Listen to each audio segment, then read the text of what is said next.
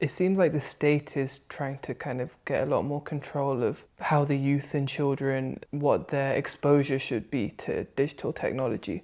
But how do you think parents can guide children through a digital world that essentially you guys haven't really fully experienced yourselves at that age?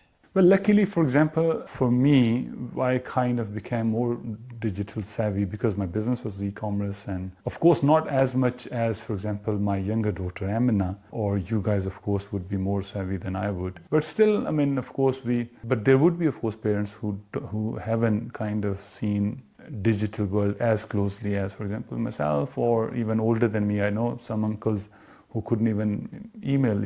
He wouldn't be able to attach documents in an email. So how would they teach their children? It's a difficult one, to be honest with you. There's no kind of easy answer to it. People who don't understand, they don't. And it kind of becomes, and there's another issue. Even the people who understand, parents, because the gap between their understanding of digital world compared to their children is still there. Children take advantage. I can see Gen Zs that they, in certain areas, see their parents less capable of advising them because of their greater knowledge in digital world. And that is quite challenging sometimes, and especially if parents have to discipline them, or even just with body language one can see, because of this gap, which we didn't have with our parents. But now each Gen Z has this digital gap with their parents. And because of that gap, they have any advantage in knowledge is a superiority. And they use that in their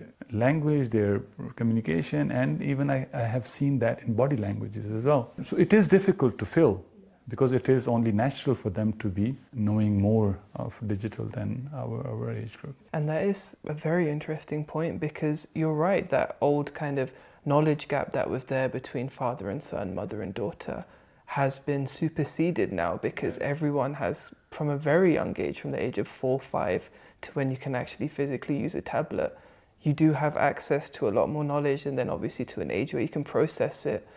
Just to correct you, I mean, I don't mean that they have more knowledge. Knowledge, of course, parents have wisdom, and they have, I mean, they can be educated and all that. And it's just that digital means that understanding the digital world, or even through what's happening in the rest of the world in terms of lifestyles. For example, they might see more reels, or they might access more kind of social media apps. And with that, the information around the world, they will have more. So there they would see that, okay, parents don't understand because they haven't got access to that type of information which we have. And I guess that's one of the advantages of this legal implementation of that social media ban, basically, is that it's going to help, I guess, remove that gap and then bring back a more parental, normal relationship.